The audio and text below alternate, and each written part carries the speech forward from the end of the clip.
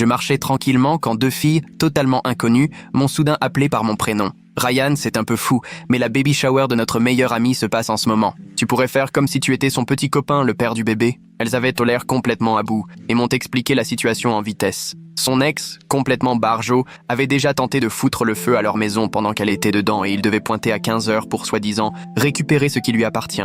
Complètement irrationnel, mais je les ai suivis jusque dans une maison bariolée de ballons roses et de guirlandes, petite fille. En fait, je ne comprenais toujours pas comment elle connaissait mon prénom. Ton sac de sport, m'a lancé l'une d'elles en me montrant l'étiquette. S'il te plaît, il a dit qu'il arrivait à 15h, il est 14h15. Je me suis donc retrouvé, sans vraiment trop réfléchir, plongé dans un salon envahi de femmes qui m'ont toutes dévisagé d'un air surpris. Et là, je l'ai vue, Becky, celle de mon cours de littérature comparée en 2e année, la fille à qui je n'ai jamais osé adresser la parole, aujourd'hui enceinte de 8 mois, les traits tirés, comme assommée par la fatigue. On aurait dit un mauvais gag de l'univers. Tout le monde, voici Ryan, ont balancé les filles. Le père. Becky a écarquillé les yeux en me reconnaissant, mais elle a parfaitement joué le jeu. « Salut chérie », a-t-elle lâché, la voix toute douce. Sa copine m'a vite entraîné à l'écart. Richard a envoyé des vidéos toute la matinée. Il a complètement pété les plombs. Tu restes là, tu joues les mecs rassurants jusqu'à son arrivée, après il va dégager. Je me suis donc installé près de Becky, pendant qu'elle ouvrait les cadeaux, et même si l'ambiance essayait de rester légère,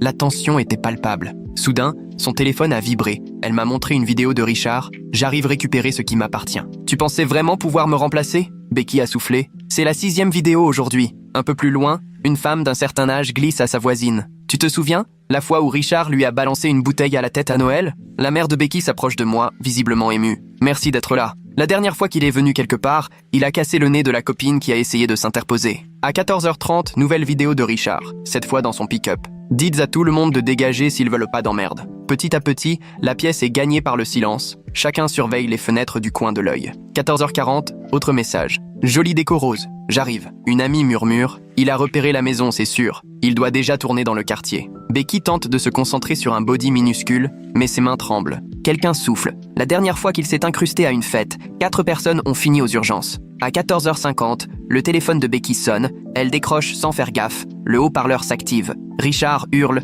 Je vois qu'il y a du monde. C'est mignon. 10 minutes. Tout le monde s'éloigne de l'entrée. Les femmes récupèrent les enfants, filent à l'arrière. On appelle la police ? Demande la mère de Becky. Ils ne bougeront pas tant qu'il n'a rien fait, répond quelqu'un, fataliste. 14h55, un message avec une photo de la maison prise de dehors. J'ai compté une 20aine de voitures. J'espère que ton nouveau mec est prêt. Instinctivement, Becky se colle derrière moi. On n'entend plus rien à part un dessin animé qui tourne dans le fond. 15h pile, on entend le moteur d'un pick-up qui gronde dehors. Musique à fond, puis silence brutal. Des pas lourds sur la terrasse, la porte ne frappe même pas, elle s'ouvre d'un coup. Richard déboule comme chez lui. Grand, tatouage jusque dans le cou, débardeur laissant voir les bras couverts d'encre. Il m'identifie direct ? Alors, c'est toi le remplaçant. Sa voix est posée, mais c'est encore plus inquiétant. Je viens chercher Becky, tu vas devoir dégager. Il ricane. Elles ont fait venir un videur ? C'est touchant. Je le regarde droit dans les yeux. Je ne suis pas un videur. Je suis le père. Son visage se ferme, passe de la moquerie à la menace. Tu viens de dire quoi ? Becky sort de derrière moi, s'adresse à lui. Ferme.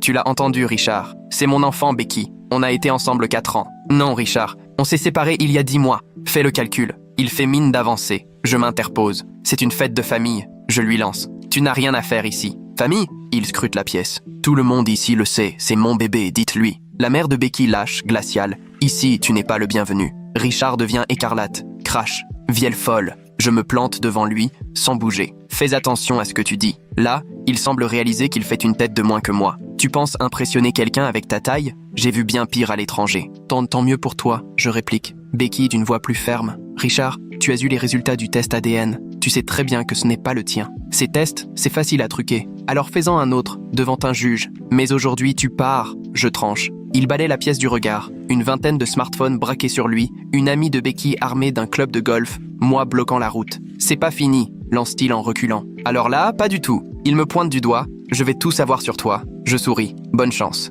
Il claque la porte. Un cadre tombe du mur sous la violence du choc. D'un coup, c'est comme si tout le monde se remettait à respirer. Becky s'écroule sur une chaise. Merci, murmure-t-elle. Tu n'as pas idée de ce que tu viens de faire. Sa mère fond en larmes. Il est vraiment parti. Il ne fait jamais ça d'habitude. On a essayé tant bien que mal de reprendre la fête, mais tout le monde était encore sonné par ce qui venait de se passer. Becky ouvrait ses cadeaux sans vraiment y prêter attention. Une vingtaine de minutes plus tard, je l'ai accompagnée jusqu'à ma voiture pour aller chercher quelque chose, et c'est là qu'on a découvert que les 4 pneus étaient crevés. « Oh mon Dieu !» a soufflé Becky. Son téléphone a vibré aussitôt. Un message de Richard, accompagné d'une photo de ma plaque d'immatriculation. Ryan, diplômé de Berkeley, 3712 avenue des Pins, appartement 6C. À très vite, héros. J'ai senti un frisson glacé me traverser. Il avait mon adresse. Je suis resté figé devant l'écran, relisant le message en boucle. Il connaissait tout. Mon adresse complète, mon numéro d'appartement, rien ne lui échappait. Becky, toujours près de moi, fixait les pneus éventrés. Je sentais qu'elle tremblait. « Ryan, je suis désolée », a-t-elle murmuré, la voix brisée. Tout ça, c'est à cause de moi. Je n'ai pas eu le temps de réagir que les femmes de la baby shower sont sorties de la maison, se regroupant dans l'allée pour former une sorte de rempart autour de nous. Blake a joué des coudes pour arriver jusqu'à moi, déjà au téléphone. « Oui, il nous faudrait un agent au 4782, rue Maple », disait-elle calmement. Il y a eu des dégradations et des menaces. Je ne pouvais pas détacher mon regard de mes pneus. Sur chacun, 4 entailles nettes. Richard avait pris tout son temps, veillant à ce que je reste coincé ici. Les femmes parlaient toutes en même temps. Les voix se mêlaient entre angoisse et colère. Au bout de 15 minutes, une jeune policière est arrivée, sans doute à peine sortie de l'école, le visage déjà fatigué. Elle a pris des photos, noté notre récit, mais je voyais bien à son air que ça n'irait pas loin. « Il vous a menacé par texto et a crevé vos pneus, c'est bien ça ?» a-t-elle vérifié en consultant ses notes. « Mais vous ne l'avez pas vu faire ?»« Qui d'autre que lui ?» a répliqué Lorraine. « Il est parti juste après avoir menacé tout le monde. » L'agente a soupiré. « Tant qu'on n'a pas de preuves directes et sans violence, c'est compliqué. Il aurait fallu des menaces plus claires. Un « à bientôt », ce n'est pas suffisant pour parler de menaces. Tout le monde s'est mis à parler en même temps. Certaines ont évoqué l'incident de Noël, d'autres le nez cassé. L'agente secouait la tête, imperturbable. « Il a blessé quelqu'un aujourd'hui ? Ici ? Maintenant ?» a-t-elle insisté. « Il faut vraiment attendre qu'il fasse du mal à quelqu'un ? C'est ça que vous nous dites ?» s'est exclamé Blake, cinglante. « Je suis désolée, c'est la loi. Vous pouvez demander une ordonnance d'éloignement. On a déjà essayé, » a soufflé Becky. Son avocat a réussi à faire annuler la dernière. Il a dit que je me vengeais à cause de ma grossesse. L'agente a fini par partir, me laissant un numéro de dossier pour l'assurance. On est resté là, dans l'allée, désemparés. Lorraine a fini par briser le silence. « On va te ramener chez toi. Tu dois récupérer tes affaires. Je ne peux pas vous demander ça. Tu ne demandes rien, » l'a coupé Samantha. « On t'emmène, point. Allez, viens. » Becky m'a attrapé le bras alors que je m'apprêtais à partir. « Tu ne peux pas y retourner, pas pour y passer la nuit. Il sait où tu habites. » Sa mère a acquiescé. « Tu restes ici ce soir. On a une chambre d'amis. » J'avais envie de protester, de dire que ce n'était pas mon problème, que j'en avais déjà assez fait. Mais en croisant le regard de Becky, sa peur évidente,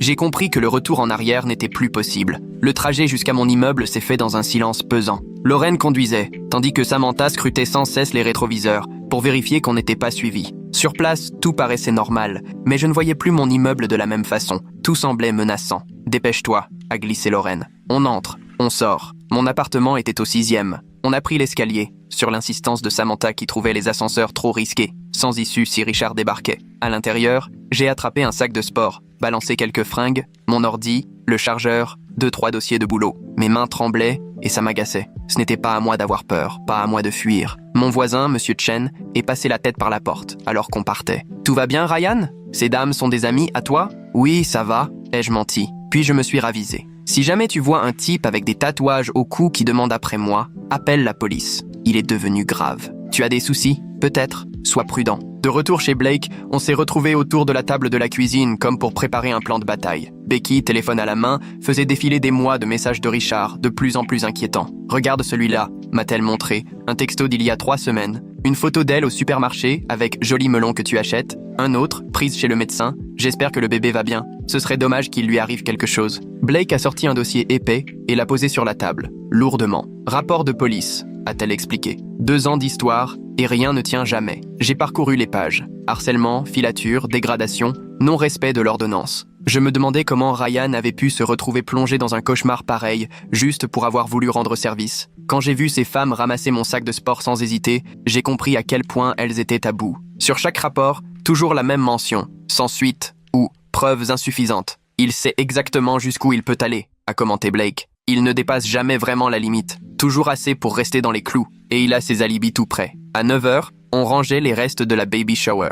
Les serpentins roses qui tombaient, les ballons éclatés, la banderole bébé-fille repliée. Ranger, tout ça faisait mal, comme effacer des souvenirs qui auraient dû être heureux. Blake lavait la vaisselle, je l'aidais à essuyer. « Tu dois comprendre une chose », a-t-elle dit à voix basse. L'incendie, c'est lui. Becky a eu de la chance d'être encore en vie. Elle dormait, c'est la fumée qui l'a réveillée. Si sa coloc n'était pas rentrée plus tôt, elle n'a pas fini, pas besoin. L'enquêteur a conclu à un défaut électrique, a-t-elle repris. Mais on sait très bien. Richard était au bar avec des copains, tous lui servent d'alibi. Il a toujours quelqu'un pour mentir pour lui. Mon téléphone a sonné, numéro inconnu. J'ai hésité, mais Blake m'a fait signe de décrocher. Allô, Ryan, mon pote? La voix de Richard était chaleureuse comme si on était amis de longue date. Écoute, je crois qu'on est mal parti. Pourquoi ne pas se retrouver juste tous les deux pour en parler tranquillement? J'ai lancé un regard à Blake, déjà en train de griffonner quelque chose sur un bloc-notes. J'ai mis le haut-parleur. Je ne pense pas que ce soit une bonne idée, Richard. Allez mec, tu sembles quelqu'un de sensé. Tout ça, ce n'est qu'un malentendu. Becky et moi, on a une histoire, tu comprends? Parfois, les couples se prennent la tête. Vous n'êtes plus ensemble depuis 10 mois. Sa voix s'est faite plus dure. C'est elle qui t'a raconté ça? Laisse-moi deviner. Elle t'a aussi dit que le bébé n'est pas de moi? C'est le test ADN qui me l'a dit. Un silence s'est installé. Puis Richard a éclaté de rire, mais c'était un rire sans joie. Ces tests, ça peut se tromper. Les labos font des erreurs. Mais bon, on peut arranger ça. Demain, un café? Je sais que tu vas souvent au bar de la rue du 3. Mon estomac s'est noué en comprenant qu'il m'observait depuis un moment. Je vais raccrocher, Richard. Pas de problème. On se reparle très vite. La ligne s'est coupée. Blake avait déjà noté le numéro, l'heure, tout ce qu'il fallait. Une demi-heure plus tard, Becky est descendue en pyjama, la main posée sur son ventre. J'arrive pas à dormir. Le bébé fait des galipettes. Elle s'est installée prudemment sur le canapé et je voyais bien qu'elle était à bout, lessivée, pas seulement par la journée mais par des mois comme ça. Je suis désolé que tu te retrouves mêlée à tout ça, a-t-elle soufflé. Ce n'est pas ta faute. Elle a laissé échapper un rire amer. C'est moi qui l'ai choisi. Je suis resté même après la première fois où il m'a frappé. Blake a voulu intervenir, mais Becky a continué. Après, il s'est mis à pleurer, il s'est agenouillé, il m'a supplié de lui pardonner, il disait que c'était le stress du retour de mission, qu'il allait se faire aider, et j'y ai cru. Elle caressait son ventre, là où le bébé bougeait sous sa main. Au début, il était tellement charmant. Il m'apportait des fleurs chaque semaine, il trouvait toujours les mots justes. C'est toujours comme ça avec eux, a soufflé Blake. Le contrôle, c'est venu petit à petit, a repris Becky. Il n'aimait pas mes amis, il trouvait mes vêtements trop voyants, il s'énervait si je ne répondais pas assez vite à ses messages. Quand j'ai compris ce qui se passait, j'étais déjà prise au piège. Le lendemain matin, je me suis réveillée sur le canapé de Blake, réveillée par sa voix au téléphone. J'avais le dos en vrac, la nuque raide, mais ça n'avait aucune importance. Blake faisait les 100 pas, la voix pleine de tension. Non, vous ne comprenez pas, il passe à la vitesse supérieure. Hier, c'était juste le début. Oui, j'attends. Elle a couvert le combiné et m'a adressé un regard. Avocate. Richard avait envoyé des mails toute la nuit. Des mails, à tout le monde, le patron de Becky, son proprio, ses cousins. Il était même remonté jusqu'à ses anciens amis du lycée sur Facebook. À tous, il répétait qu'elle était mentalement instable, qu'elle lui cachait son bébé. Becky est descendue lentement, une main dans le dos. Il essaie de me pourrir la vie. Il veut que je n'aie nulle part où aller, à part retourner vers lui. L'avocate, quand Blake l'a remise en ligne, a confirmé ce qu'on savait déjà. C'est de la diffamation, a répété Blake comme pour s'en convaincre. Classique, détruire la réputation avant la prochaine attaque. À midi, on était au commissariat. L'inspecteur Jérôme Doulet, la cinquantaine, cheveux poivre et sel, l'air épuisé. On sentait qu'il avait déjà vu ça. « Monsieur Thompson, mademoiselle Martinez », a-t-il dit en lisant nos dépositions. Je comprends que ce soit frustrant, mais techniquement, Richard n'a rien fait d'illégal. Il m'a crevé les pneus, ai-je répliqué. Vous pouvez le prouver? Quelqu'un a vu quelque chose? Une vidéo? Il m'a envoyé un texto juste après, avec mon adresse. C'est circonstanciel, ça pourrait être une coïncidence. Becky a ricané, sans aucune joie. Une coïncidence, bien sûr. L'inspecteur Doulet s'est penché vers nous. Écoutez, je vous crois. Je fais ce boulot depuis 20 ans, je connais ces profils. Mais la loi réclame des preuves, du concret. Installer des caméras de surveillance, notez tout. Dès qu'il dépasse la limite, il faut qu'il arrive quelque chose de grave avant, c'est ça, a coupé Becky. Je sais, tout le monde me sort la même chose. Je suis désolé, c'est comme ça que ça marche. On est sorti du commissariat encore plus dépité qu'en y entrant. Lorraine nous attendait dehors pour nous ramener chez Becky. Elle avait besoin de récupérer des vêtements, surtout avec le bébé qui ne tarderait pas. Mais en arrivant devant l'immeuble, la porte de son appartement était entrouverte. « Non !» a lancé Lorraine, retenant Becky qui s'apprêtait à attraper la poignée. « Laisse-moi passer d'abord. » Lorraine a poussé la porte du pied. À première vue, tout semblait normal. Rien de déplacé. La cuisine propre, le salon rangé. Mais soudain, Becky a eu un hoquet de peur. Sur son oreiller, il y avait un petit chausson rose, un de ceux de la baby shower de la veille. « Il est venu ici », a murmuré Becky. « Il a un double des clés. Il est allé dans ma chambre. J'ai sorti mon téléphone pour appeler la police, mais on savait très bien ce qu'ils allaient répondre. Pas d'effraction, rien de volé, rien de cassé. Juste un chausson posé sur un oreiller. Il veut me montrer qu'il peut m'atteindre quand il veut, a soufflé Becky, reculant hors de l'appartement. Blake a appelé un serrurier et on a attendu dans le couloir. 3 heures et 500 € plus tard, Toutes les serrures étaient enchangées. Le serrurier, un certain Frank, la soixantaine, secouait la tête en travaillant. « C'est la 3e fois cette semaine », a-t-il commenté. « Beaucoup de femmes avec des soucis d'ex en ce moment. »« En ce moment ?» a demandé Blake. « Enfin, tout le temps, j'imagine. Mais là, c'est pire. Comme si certains types avaient oublié ce que non voulait dire. Le 4e jour, j'ai tenté de reprendre le travail, pensant qu'un peu de routine me ferait du bien. Mais dès mon arrivée, mes collègues me jetèrent des regards étranges. Ryan m'a appelé ma chef, Janet, dans son bureau. On a eu de la visite hier. Mon estomac s'est serré. Il disait être le père du bébé de ta compagne, que tu l'avais enlevé. Il avait l'air bouleversé. Janet, je peux tout expliquer. Elle a levé la main. Je ne veux pas de détails, mais quoi qu'il se passe dans ta vie privée, il ne faut pas que ça déborde au travail. Il a fait tout un cirque. La sécurité a dû le mettre dehors. Je suis désolé. Il est dangereux. C'est l'ex de ma compagne. Tu veux quelques jours pour régler tout ça? J'aurais voulu dire non, que j'avais besoin de bosser pour penser à autre chose, mais j'ai vu dans ses yeux qu'elle préférait me voir partir jusqu'à ce que tout soit réglé. Oui, peut-être quelques jours. Le soir même, Becky m'a appelé en larmes. Quelqu'un qui se faisait passer pour son mari avait annulé tous ses rendez-vous médicaux auprès de ses médecins. Je suis enceinte de 8 mois, sanglotait-elle. J'ai besoin de ces rendez-vous. Le bébé peut arriver d'un moment à l'autre. Blake a passé des heures au téléphone à chercher de nouveaux médecins, à expliquer la situation. La plupart étaient peu compréhensifs, mais inquiets. Une secrétaire a avoué qu'ils avaient déjà eu des soucis avec des ex violents. On peut la recevoir, mais il faudra qu'elle prenne un faux nom, pour sa sécurité, a-t-elle confié. 5e jour. J'étais installé dans mon café habituel, essayant de retrouver un soupçon de normalité, quand Richard est venu s'asseoir en face de moi. Il affichait un sourire comme si on était de vieux copains. « Ryan !» a-t-il lancé en s'installant. « Je suis content qu'on puisse enfin discuter. Ma main s'est crispée sur ma tasse, mais j'ai gardé une voix posée. Tu devrais partir. Endroit public, pays libre. » Il a sorti son téléphone et s'est mis à faire défiler des photos. « Tu sais, je me suis renseigné sur toi. Diplômé de Berkeley, bon boulot chez Morrison Tech, casier vierge. » C'était des photos de moi, au travail, à la salle de sport, en train de récupérer mon courrier la veille. Pourquoi risquer autant pour une fille que tu ne connais même pas? Il continuait à faire défiler les images. Là, c'est toi chez tes parents à Noël dernier. Belle maison, banlieue tranquille, clôture blanche. Le message était limpide. Il connaissait tout de ma vie. Tu es en train de rassembler les preuves de ton propre harcèlement, ai-je dit, essayant d'avoir l'air plus sûr de moi que je ne l'étais. Merci pour les éléments à présenter. Son sourire s'est effacé. Des preuves? Tu crois que la police va bouger pour ça? Que quelqu'un se soucie d'un inconnu qui veut jouer les héros? Il s'est penché vers moi. J'ai fait 4 missions en Afghanistan. Tu veux savoir ce que j'ai appris? Que le système ne fonctionne pas, que les règles ne comptent pas. La seule chose qui compte, c'est qui est prêt à aller le plus loin. C'est une menace? Non, c'est un conseil. Pars tant que tu peux, Ryan. Ce n'est pas ton histoire. Ce n'est pas ta copine. Ce n'est pas ton bébé. Tu n'es qu'un type ordinaire embarqué dans un truc qui le dépasse. J'en sais assez. Il s'est mis à rire. Non, tu ne comprends pas. Becky et moi, on a un passé. 4 ans ensemble. Ce n'est pas le genre d'histoire qu'on efface d'un coup. Elle est juste perdue en ce moment. C'est la grossesse, les hormones. Elle finira par revenir. Elles reviennent toujours. Le test ADN est clair. Les tests, ça se manipule. Tu sais combien de labos sont prêts à fermer les yeux? Tu penses vraiment que ce bébé n'est pas le mien?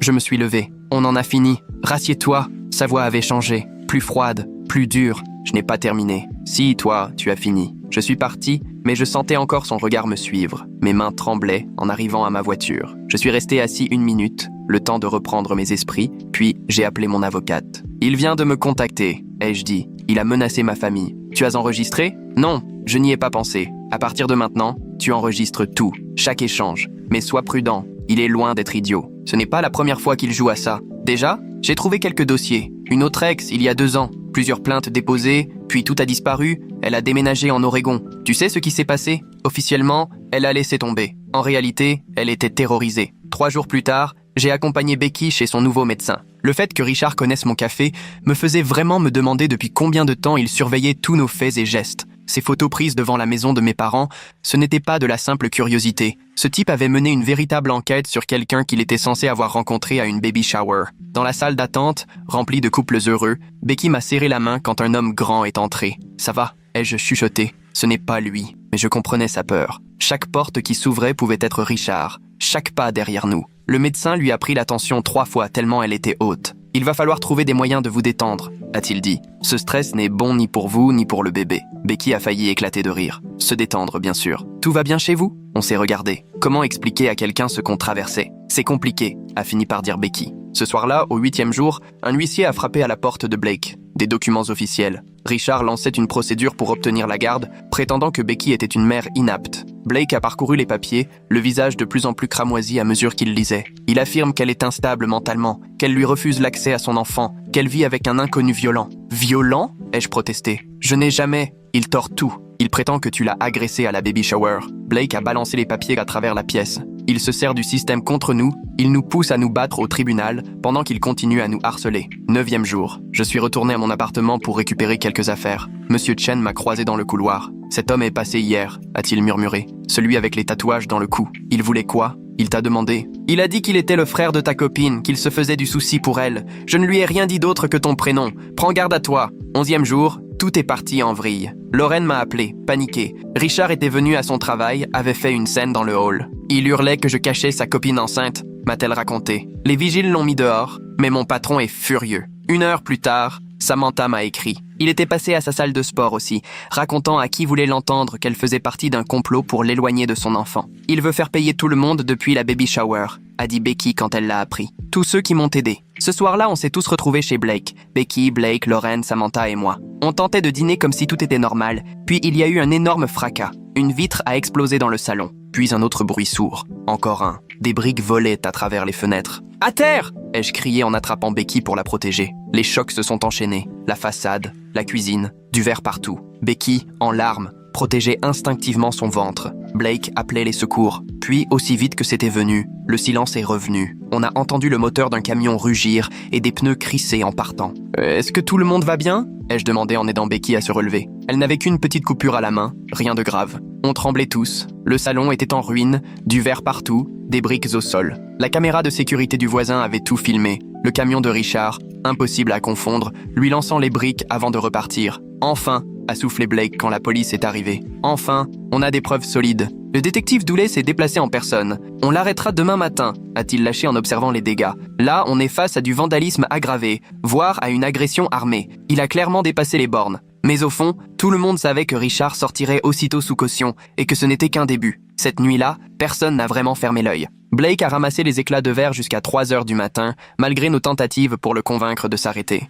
Becky, elle, s'est enfermée dans la chambre d'amis, des serviettes coincées sous la porte, assurant que l'odeur du verre lui donnait la nausée. Moi, je suis resté sur le canapé, à guetter chaque bruit de moteur, à me demander si Richard reviendrait finir ce qu'il avait commencé. Le lendemain matin, à 10 heures, le détective Dooley a rappelé. On l'a coincé sur son lieu de travail. Ça a fait grand bruit. Plus tard, on a appris par quelqu'un qui bosse là-bas que Richard avait tout fait pour que tout le monde le voie partir menotté, hurlant partout qu'on l'accusait à tort et que les flics étaient tous pourris. Sa caution a été fixée à 5 000 $, sa mère a payé, il était dehors à 13 heures. 3 heures. Voilà tout le répit qu'on a eu. À 16 heures, son pick-up est passé lentement devant la maison de Blake, vitres baissées, musique à fond, comme pour bien marquer le coup. L'ordonnance d'éloignement précisait qu'il devait rester à plus de 150 mètres, mais la rue était à 151 mètres pile de la porte d'entrée. Il avait pris soin de mesurer. La semaine qui a suivi a semblé interminable, Richard testant chaque limite. Il se garait pile à la frontière de l'ordonnance, apparaissait partout où on venait de passer, toujours dans les clous, toujours calculé.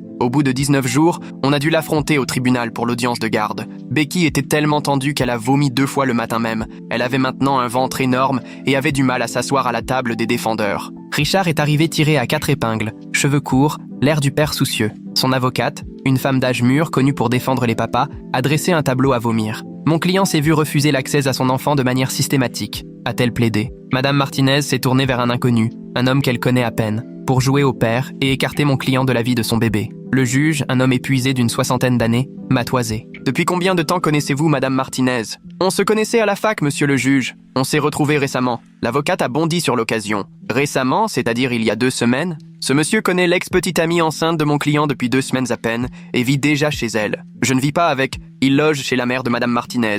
Il joue à la famille. Il brouille les repères de l'enfant à naître. Le juge a ordonné un test de paternité à la naissance et, si Richard était bien le père, des visites surveillées. Après l'audience, Becky s'est précipitée aux toilettes et je l'ai entendue vomir encore, Blake lui frottant le dos pendant qu'elle pleurait. « Il va avoir un droit de visite sur mon bébé », répétait-elle. Après tout ça, ils vont quand même lui donner accès. 2 jours plus tard, le détective Dooley m'a conseillé de partir un moment. « Votre présence aggrave la situation. Richard vous voit comme l'obstacle. Si vous partez, ça le calmera peut-être. » Je me suis donc retrouvé dans un hôtel miteux près de la Nationale 9. 40 € la nuit, ça empestait la clope, mais au moins j'étais loin de la maison de Blake. Becky m'envoyait des messages sans arrêt, chaque bruit la faisait bondir, chaque voiture qui passait pouvait être lui. Le 22e jour, Richard a lancé sa campagne sur Internet. Des posts Facebook où il se plaignait qu'on l'empêchait de voir son enfant, des photos de lui et Becky sur une plage où elle souriait. « Voilà comment c'était avant qu'elle ne devienne folle », écrivait-il. « Maintenant, elle ne me laisse même plus sentir mon bébé bouger. Des inconnus s'en sont mêlés, insultant Becky, la traitant d'égoïste, de manipulatrice,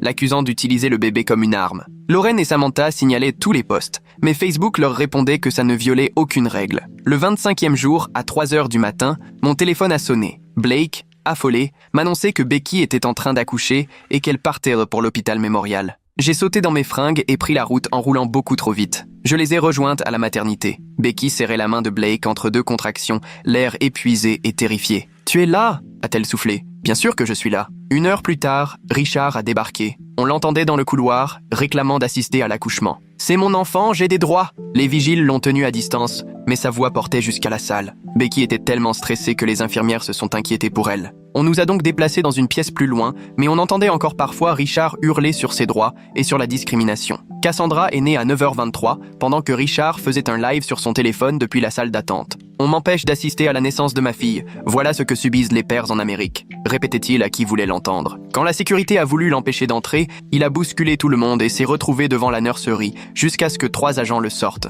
Becky tenait Cassandra contre elle, en larmes, mais ce n'étaient pas des larmes de joie, c'était la peur. Le lendemain, Richard a déposé une demande de garde d'urgence. Son avocat plaidant que priver un père de son nouveau-né relevait de la maltraitance. Un autre juge que la dernière fois a ordonné un test de paternité immédiatement. On a prélevé du sang à Cassandra alors qu'elle avait à peine 30 heures. Becky sanglotait pendant qu'on lui piquait le talon. Les résultats prendraient 1 semaine. On a quitté l'hôpital le 28e jour. Richard, parfaitement dans ses droits, était garé sur le parking public dans son pick-up. Il nous a salués en passant, avec le même sourire tranquille que lors du café. La maison de Blake avait changé avec le bébé. Les pleurs de Cassandra la nuit, l'odeur du lait en poudre, des petits vêtements partout. Je passais chaque jour donner un coup de main, faire des courses, m'occuper de Cassandra pendant que Becky prenait sa douche. Tout ce dont elle pouvait avoir besoin. Le 35e jour, les premiers résultats du test de paternité sont tombés. Richard n'était pas le père. On croyait que le cauchemar était enfin terminé. On était vraiment trop crédules. Le même jour, son avocat a déposé une requête,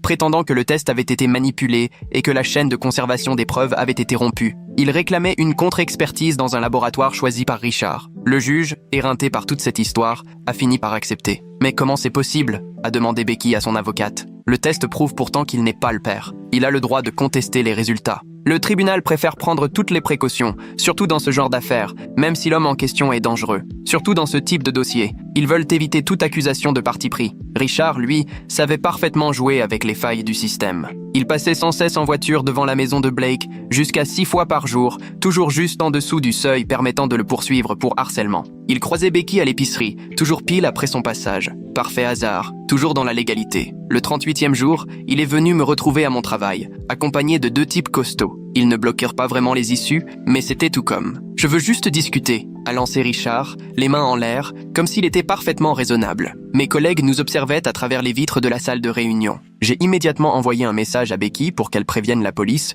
tout en tenant Richard à l'œil, parlant de tout et de rien. La météo, le dernier match, n'importe quoi pour faire passer le temps. « Tu sais qu'elle se sert de toi, pas vrai ?» a lancé Richard. « Dès que tout ceci sera terminé, elle t'enverra balader. Pour elle, tu n'es qu'un pion. » Ses comparses se sont rapprochés, sans me toucher, mais assez pour que je sente l'odeur de tabac froid. Quand le détective Dooley a conseillé à Ryan de partir, je me demande si, au fond, ça n'a pas empiré la situation. Est-ce que Richard s'est senti plus libre d'agir une fois débarrassé de Ryan, qui jusque-là nous protégeait? La police est arrivée juste au moment où l'un d'eux posait une main sur mon épaule. Ils sont tous repartis sans être inquiétés. Encore un malentendu. Après ça, ma patronne m'a convoqué. « Ça ne peut plus durer », a-t-elle dit. « Je comprends ta situation, mais on ne peut pas gérer ça au boulot. Prends quelques jours ou trouve un autre poste. » 39e jour. Le 2e test de paternité a confirmé que Richard n'était pas le père de Cassandra. L'avocat a tenté de remettre en cause la chaîne de conservation une fois encore, mais le juge était arrivé à saturation. Monsieur Thompson, vous avez eu droit à 2 tests indépendants. Les 2 indiquent que vous n'êtes pas le père biologique. Toute nouvelle demande en ce sens, et vous serez poursuivi pour outrage au tribunal. Richard s'est levé si brutalement que sa chaise a basculé. Son avocat l'a rattrapé par le bras, lui a soufflé quelques mots, puis ils ont quitté la salle d'audience. Richard a claqué la porte si violemment que l'huissier l'a suivi. Cette nuit-là, la maison de Blake a été couverte d'insultes à la bombe de peinture, visant Becky. Comme par hasard, les caméras de sécurité s'étaient arrêtées de fonctionner 1 heure avant. Cassandra a pleuré toute la nuit. Elle sentait la tension générale. Je devrais peut-être le laisser voir, la petite, a soupiré Becky, épuisée, le lendemain matin. Si je lui cède un peu, il va peut-être lâcher prise. On ne peut pas négocier avec quelqu'un comme lui ai-je répondu. Ce ne sera jamais assez. Le 40e jour, le détective Dooley est passé. Richard perd complètement pied. Les hommes de son genre, quand ils se sentent acculés, ils peuvent devenir incontrôlables. À votre place, je quitterai la ville. Je n'en ai pas les moyens, a répondu Becky. Je viens d'avoir un bébé. Je n'ai ni argent ni travail. Alors prenez une chambre d'hôtel. Bougez. Ne restez jamais au même endroit. Ce soir-là, la mère de Richard a appelé, en larmes. Blake l'a passé en haut-parleur. Il boit, sanglotait-elle. Il dit que si sa famille lui échappe, il ne veut pas qu'elle soit à personne.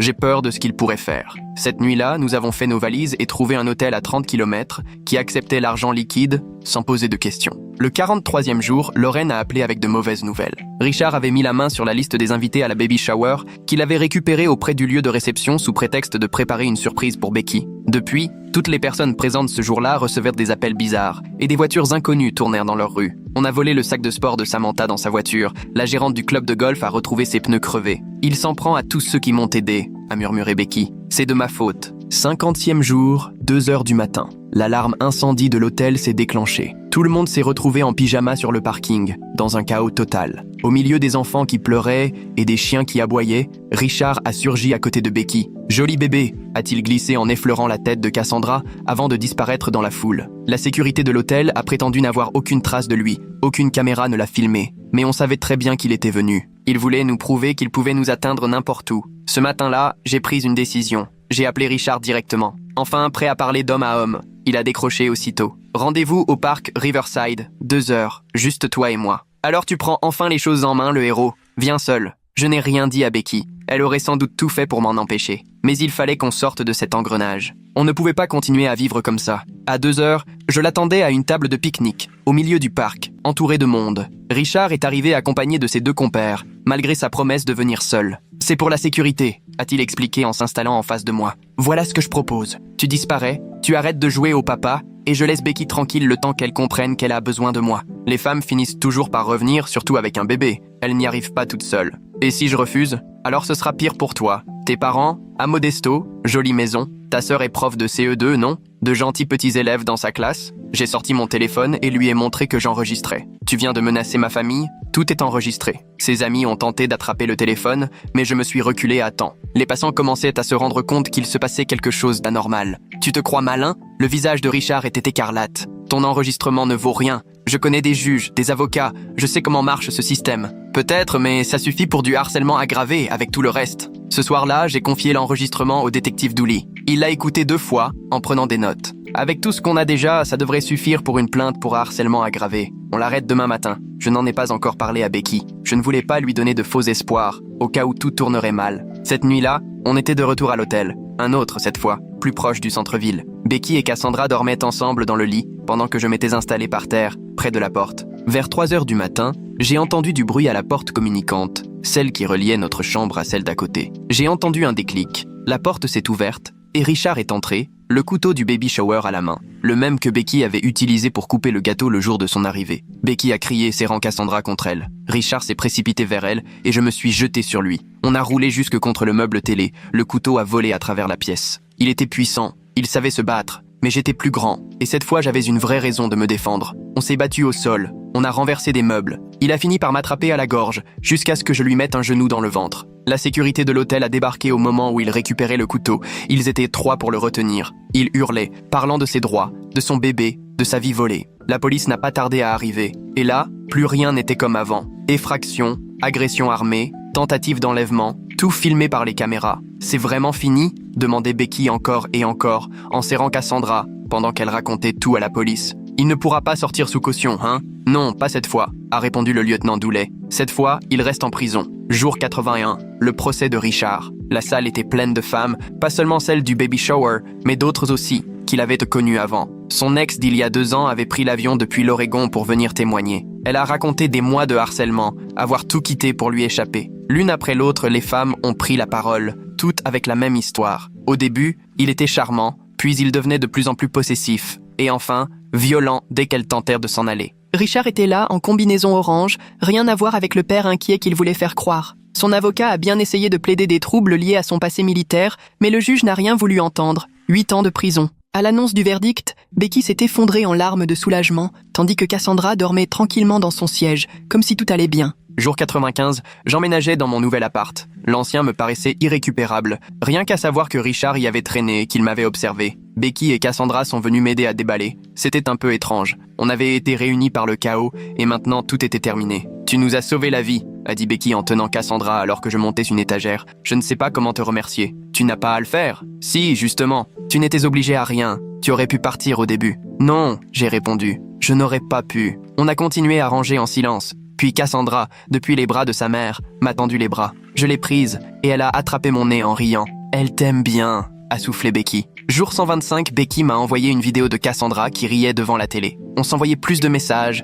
des petites choses, rien de très important. Elle m'a dit qu'elle recommençait enfin à dormir la nuit. Je me suis rendu compte qu'elle me manquait plus que je ne l'aurais cru. « Ça te dirait un café un de ces jours ?» ai-je proposé. « Quand tu as une babysitter ?»« Avec plaisir », m'a-t-elle répondu. Jour 140, je les ai croisés par hasard au supermarché, première fois qu'on se voyait sans avoir prévu. Cassandra était dans sa poussette, jouant tranquillement. Dès qu'elle m'a vu, elle a tendu les bras vers moi en ouvrant et refermant les mains. « Elle se souvient de toi », a souri Becky. Elle ne fait pas ça avec tout le monde. On a fait les courses ensemble, sans vraiment se concerter, bavardant de tout, du temps, des films à voir, de Cassandra qui commençait à ramper. Tout semblait si simple, naturel. À la caisse, la caissière a dit « Votre fille est adorable ». On n'a rien corrigé. Jour 147, premier anniversaire de Cassandra, cette fois chez Blake, avec de la vraie joie, sans craindre quoi que ce soit. Le salon débordait de gens qui étaient devenus une famille à force d'épreuves. Lorraine et Samantha étaient là, ainsi que d'autres femmes du fameux baby shower. « Tu fais partie de la famille maintenant », m'a lancé Blake en me serrant dans ses bras. « Après tout ça, t'es des nôtres. » Ce jour-là, Cassandra a fait ses premiers pas, chancelante entre Becky et moi, sous les applaudissements et les flashs des téléphones. Pendant quelques instants, c'était enfin la fête qu'on aurait dû avoir dès le début. Puis le téléphone de Becky a vibré, un appel de la prison. Elle a juste jeté un œil à l'écran avant de refuser l'appel. « Il ne gâchera pas cette journée », a-t-elle dit. Le lendemain matin, le détective Dooley a appelé. Richard avait été blessé lors d'une bagarre en prison. Il avait voulu imposer son petit numéro à la mauvaise personne et avait fini à l'infirmerie. Il allait s'en sortir, mais il serait en isolement quelque temps. « On n'arrive pas trop à le plaindre », a commenté Dooley. C'était vrai, mais il y avait autre chose aussi. Ce soulagement de savoir qu'il commençait à comprendre que ses actes avaient des conséquences. Jour 178, Becky et moi étions officiellement ensemble. C'est venu doucement, petit à petit, après tout ce qu'on avait traversé. Mais c'était devenu réel. Cassandra m'appelait Rai Rai et me tendait les bras dès que j'arrivais. On n'évoquait pas beaucoup Richard, mais il laissait son ombre. Dans la façon dont Becky vérifiait les serrures 2 fois, se raidissait si un camion ressemblant au sien passait ou gardait une bombe lacrymo dans chaque pièce. « Ça finit par disparaître, tu crois ?» m'a-t-elle demandé un soir. La peur ? Je ne sais pas, ai-je avoué, mais elle finit par s'atténuer. 2 semaines plus tard, alors qu'on commençait à croire qu'on en avait enfin fini avec la peur, on a compris que Richard n'avait pas dit son dernier mot. Pas directement, il était toujours incarcéré, mais cette fois, il passait par sa mère. Un matin, un huissier s'est présenté chez Becky, pendant que Cassandra prenait son petit déjeuner en tartinant de la banane partout. Au coup frappé, Becky a ouvert, pensant que c'était le gardien. « Becky Martinez ?» a demandé l'homme. « Oui ?» Il lui a tendu une pile de documents. « Vous êtes assigné ?» Elle m'a appelé tout de suite, la voix tremblante. La mère de Richard m'attaque pour obtenir des droits de visite en tant que grand-mère. Le timing de cette procédure de la mère de Richard ne me paraît pas anodin, c'est clairement calculé. À peine avait-elle commencé à retrouver un semblant de sérénité que tout a basculé. Quand elle les appelait en pleurs à cause de Richard qui buvait, ça prenait aujourd'hui une toute autre dimension, surtout en sachant qu'elle préparait en réalité une action en justice contre elle. Elle réclamait un droit de visite pour Cassandra. J'ai aussitôt filé chez Becky. Le dossier était épais, bourré de jargon d'avocat, mais le message ne laissait aucune ambiguïté. La mère de Richard exigeait de voir sa petite fille et accusait Becky de lui interdire l'accès par pure rancœur. Mais les tests ADN, ai-je protesté en parcourant les papiers, Richard n'est même pas le père. Elle parle de lien d'attachement, a expliqué Becky. Elle dit qu'elle s'était préparée à accueillir ce bébé, qu'elle avait acheté plein de choses, qu'elle avait déjà créé des liens. Quels liens ? Elle n'a jamais vu Cassandra. Blake est arrivé 1 heure plus tard avec son avocate. Elles ont tout épluché, pris des notes. C'est du harcèlement par personne interposée, a lâché l'avocate. Richard ne peut rien faire depuis sa cellule, alors il se sert de sa mère. Sauf qu'elle n'a aucun argument juridique. Les tests ADN sont irréfutables. L'affaire a été vite expédiée, classée sans suite 3 semaines plus tard. Le juge n'a même pas laissé la mère de Richard aller au bout de ses explications avant de l'interrompre. Mais malgré tout, il a fallu se présenter devant le tribunal, payer les avocats, revivre encore une fois tout ce cauchemar. Même enfermé, Richard trouvait encore le moyen de semer le trouble dans nos vies. Les 6 mois suivants se sont déroulés sans histoire. Avec Becky, on a pris un rythme. Les dîners du dimanche chez Blake, emmener Cassandra jouer au parc, les soirées films quand on trouvait quelqu'un pour la garder. On bâtissait quelque chose de solide où la crise ne dictait plus tout. Le jour des 360 jours, on était justement au parc Riverside, celui où j'avais affronté Richard. Cassandra lançait du pain au canard, poussant des petits cris excités dès qu'il s'approchait. À ce moment-là, un homme est sorti du parking et s'est dirigé vers nous. Il avait la même stature que Richard, la même démarche lourde. J'ai senti Becky se raidir. Elle a aussitôt attrapé Cassandra pour la rapprocher d'elle. Moi, j'ai avancé d'un pas pour m'interposer, les poings déjà serrés, prêt à réagir. Mais l'homme a crié « Tommy, Sarah, arrête d'aller si loin !» 2 enfants ont alors déboulé et l'ont rejoint, passant à côté de nous. Juste un papa au parc, rien à voir avec Richard. On s'est regardé avec Becky, puis on a éclaté de rire. Pas un vrai rire de joie, non. Ce rire nerveux qui vient quand on réalise à quel point la peur colle à la peau. Nos mains tremblaient encore. Cassandra ne comprenait pas pourquoi on avait arrêté de nourrir les canards. 6 mois de thérapie, et je réagis encore comme ça, a soupiré Becky. On est 2, lui ai-je soufflé. Ce soir-là, une fois Cassandra endormie, on est revenu sur le sujet. Le moindre bruit, un moteur de camion qui démarre, une porte qui claque, tout nous faisait sursauter. On vérifiait les verrous à plusieurs reprises. On s'est dit qu'on garderait sûrement toujours une part de cette peur en nous. Mais on avance, a dit Becky. Pas aussi vite que je voudrais, mais on progresse. 1 mois plus tard, j'ai su que je voulais épouser Becky, pas par solidarité née du traumatisme, ni parce qu'on avait survécu ensemble à la crise, mais parce qu'elle chantait chaque soir pour Cassandra, même épuisée, parce que ses blagues pourries arrivaient encore à me faire rire, parce qu'elle reconstruisait sa vie avec une force incroyable. J'ai appelé Lorraine et Samantha pour les embarquer dans la préparation. Je veux la demander en mariage dans la salle où on avait fait la baby shower. Je leur ai annoncé. C'est soit très romantique, soit un peu glauque, a rigolé Lorraine. Peut-être un peu des deux, ai-je reconnu. Mais c'était là que tout avait commencé pour nous. Là que notre vraie histoire avait pris racine. La salle avait changé de propriétaire. L'ancien l'avait vendue après tous les incidents. La nouvelle propriétaire était ravie de nous la prêter pour une petite fête. J'ai fait croire à Becky qu'on allait à l'anniversaire d'une amie. Elle était méfiante, mais elle a joué le jeu. Quand on est entré, la pièce était remplie de visages familiers. Toutes les femmes de cette baby shower mémorable. Blake, Lorraine, Samantha, toutes celles qui nous avaient soutenus. « C'est quoi tout ça ?» a demandé Becky, intriguée. Je me suis agenouillé à l'endroit même où elle ouvrait ses cadeaux. Ce fameux jour où Richard avait tout fait basculer. On a démarré ici sur un mensonge, ai-je commencé. 2 inconnus m'ont demandé de faire semblant d'être ton petit ami, de prétendre être le père de Cassandra. Mais à un moment, ce n'était plus du tout un jeu. Cassandra est venue me rejoindre en titubant, croyant sûrement qu'on jouait, et s'est agrippée à mon épaule. Je t'aime, ai-je dit à Becky. J'aime Cassandra. J'aime la famille qu'on a bâtie à partir de ce qui aurait pu tout détruire. Veux-tu m'épouser ? Becky a fondu en larmes en disant oui. Tout le monde a applaudi.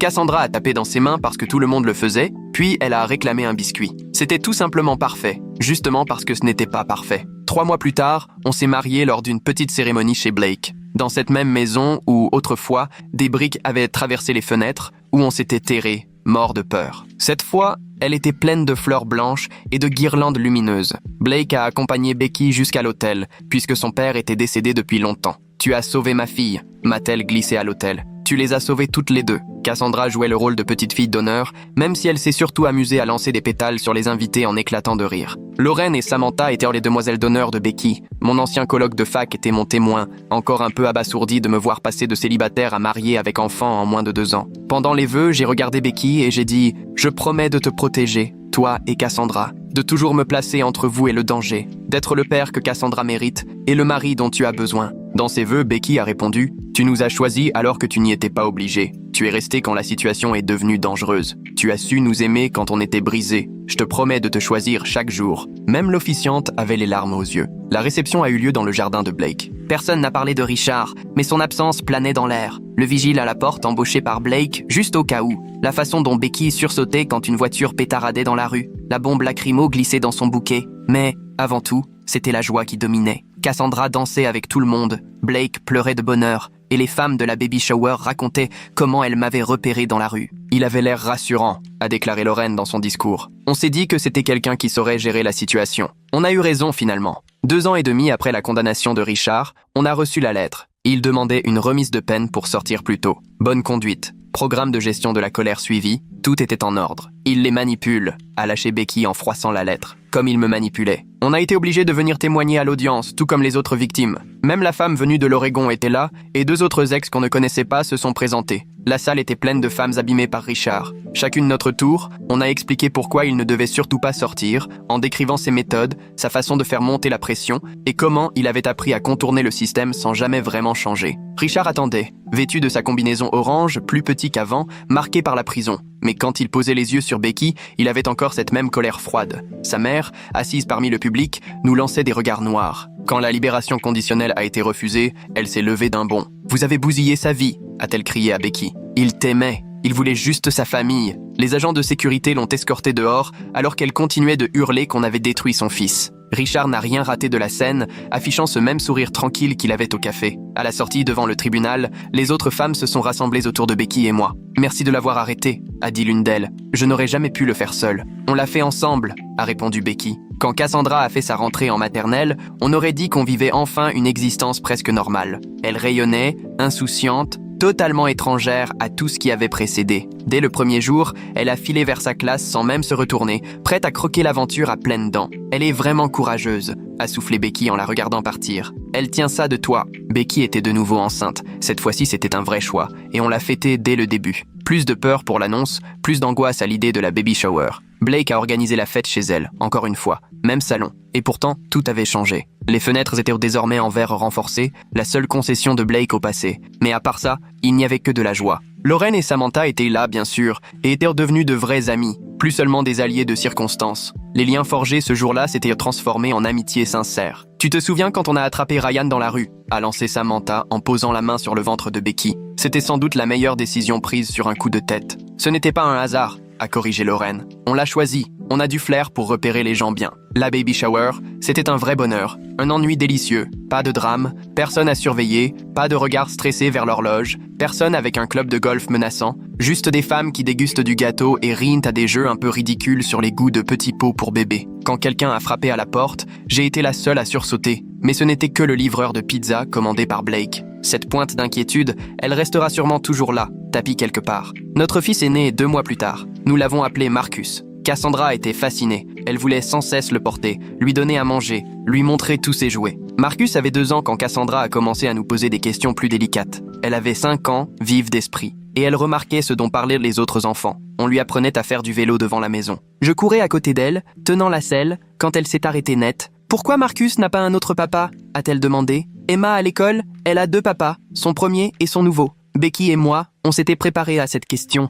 On avait même consulté des spécialistes pour savoir comment répondre. Mais le moment venu, toute cette préparation semblait inutile. Becky s'est accroupie à sa hauteur. « Tu as un papa », lui a-t-elle dit. « Le meilleur, celui qui a choisi de t'aimer. » Mais Marcus, lui, il n'a pas eu besoin d'être choisi. Les enfants comprennent tout, parfois. Marcus est né après que papa et moi on se soit mariés, a expliqué Becky. Toi, tu es né avant, mais papa t'aimait déjà tellement fort qu'il a choisi d'être ton papa, même avant de te connaître. Cassandra a réfléchi. Donc je suis spéciale parce qu'on m'a choisi ? Exactement, ai-je répondu. Elle avait l'air satisfaite. Bon, on refait du vélo alors ? Et je suis reparti à courir près de son vélo, à la soutenir d'abord puis à la laisser filer, la regarder chanceler mais tenir bon, et je repensais à ce jour où tout a commencé. 2 inconnus m'appelant à l'aide, la panique sur leur visage. Dire oui à leur demande folle avait changé toute ma vie. Richard pourra peut-être refaire une demande de libération dans 3 ans. Sa mère envoie encore parfois des lettres qu'on n'ouvre jamais. Le traumatisme fera toujours partie de notre histoire, mais en voyant Cassandra s'éloigner à vélo, riant et m'appelant pour que je la regarde,